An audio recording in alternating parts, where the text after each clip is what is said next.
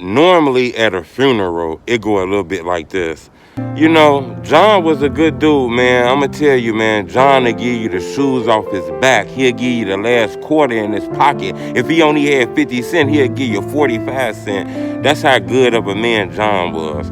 I once remember one time I asked John to let me borrow $50. John asked his dad, can he borrow $50? His dad gave it to him. He had to pay his dad back just to give it to me. He used to borrow money to help people. That's how good of a man John was. That's normally how a funeral go when you're doing a eulogy and speaking for the funeral.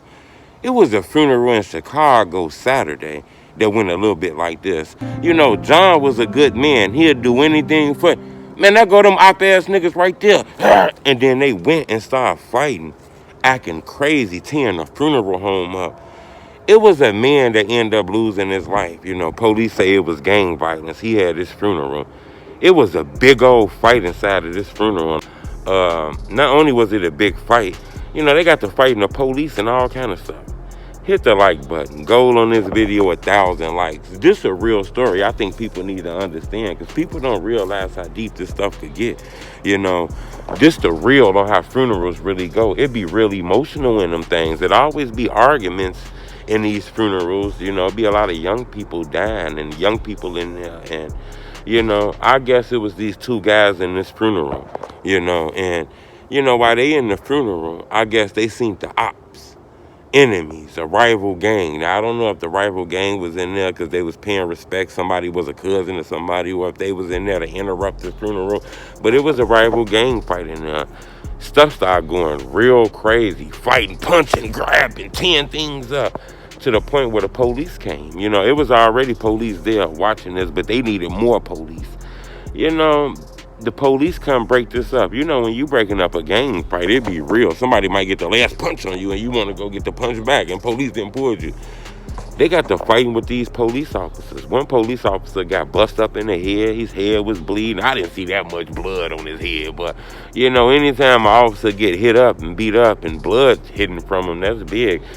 They done jumped on the police. It was several officers that got hurt in this melee, this big brawl that happened inside of this funeral home. Just think about the disrespect of that, When it's somebody that passed away, normally it ain't just filled with young people. That person who passed away got a family member. There's people, grandmas in there, aunties, kids, and y'all in there with that kind of disrespect. I just find that kind of crazy for people to just wild out like that. A funeral home is a place for peace where a person just speak on the good about your life. And y'all bringing that gang-banging thug mentality, not giving a fuck about nobody on earth type of mentality in this funeral home, I thought was wild.